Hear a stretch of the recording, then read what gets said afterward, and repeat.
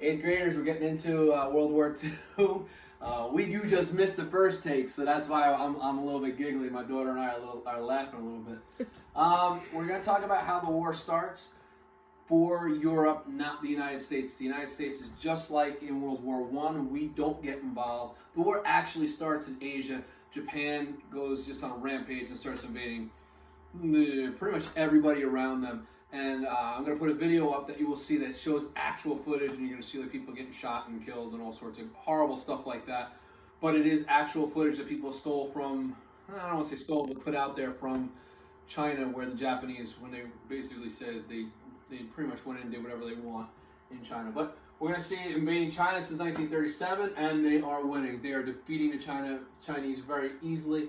Hitler building up his army illegally, doing all sorts of stuff. Putting soldiers where they're not supposed to be. He's not supposed to have soldiers as a part of the Treaty of Versailles, but he does. A lot of his men that are training. I showed you in other videos, and you may not have looked at them. You may have, but a lot of them are going to be marching around with shovels.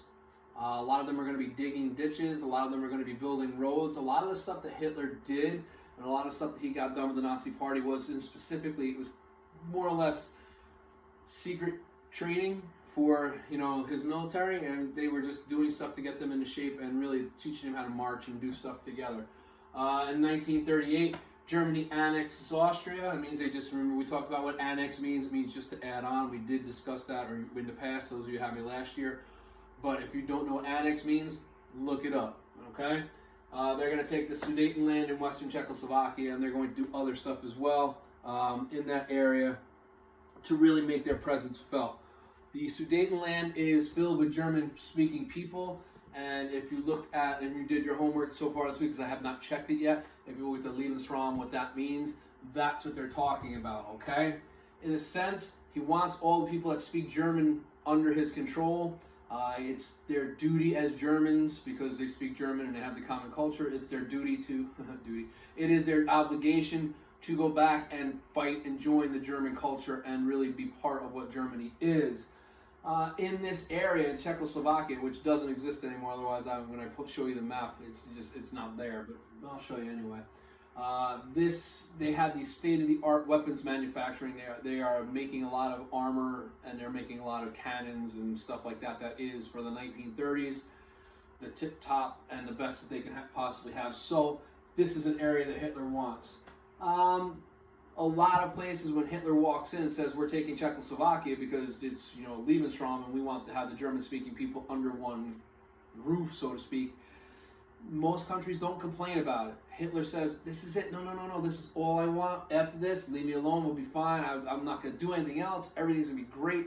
And most of the countries, remembering what happened only 20 years earlier during World War I, kind of said, you know what?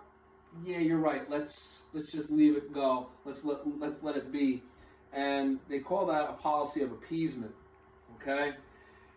In Munich, in Germany, Adolf Hitler, Benito Mussolini, and a few other people from Italy and from France and England get together and basically work out a deal where Germany can take the Sudetenland without a fight. And as long as they say, as long as you don't take any more, everything's fine. Hitler says, yeah, I'm not going to take any more. This is great. I'm just going to be fine, and it's all good. This is all I want. After this, everybody cool. You be you, I'll be me, and we're all good. He's a liar.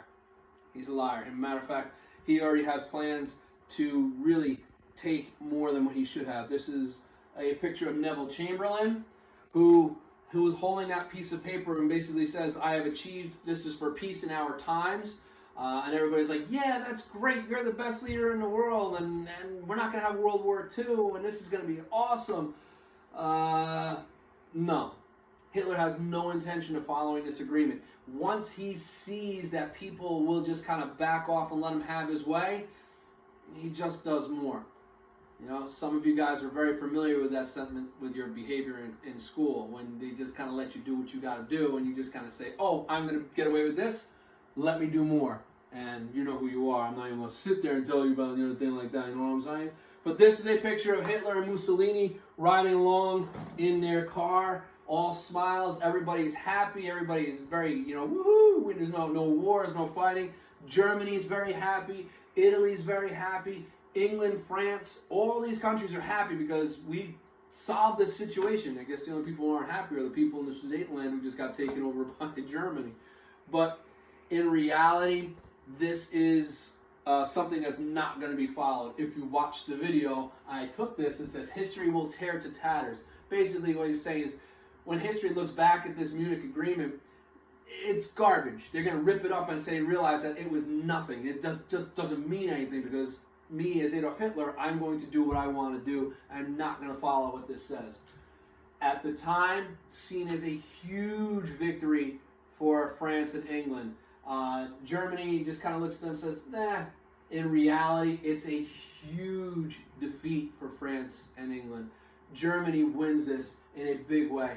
Hitler, as you know, will not stop at the Sudetenland. Well, hopefully you know that, because it just didn't start because Hitler decided he was going to take some land without firing a shot.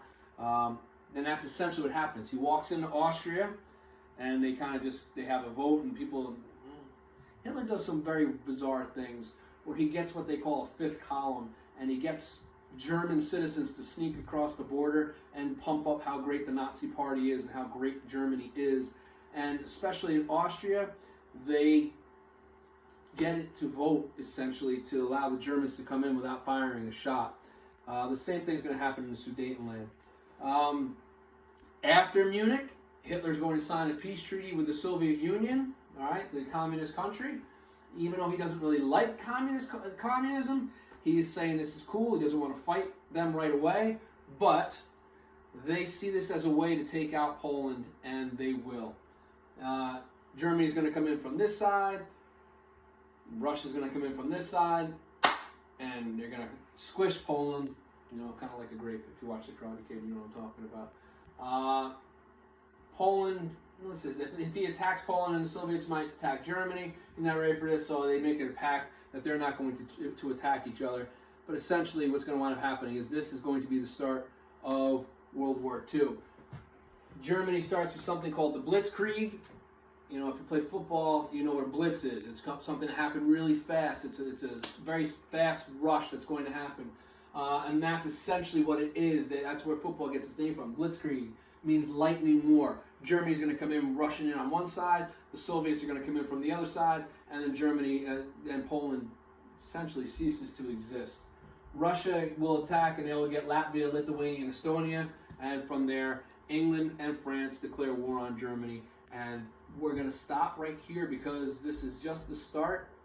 I want to be able to get how the United States gets involved. I think there's a map on the next slide. No, it talks about the two sides. So we'll spend a little bit more time on that later on. This will probably be the last one until you come back from spring break. We're going to have a couple of days, so that's Sunday before we're supposed to come back. And we're supposed to come back on the 15th, I think.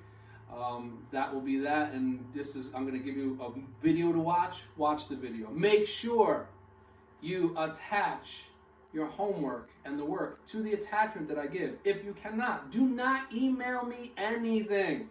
I'm getting way too many emails, and yours might get lost in all the fuss.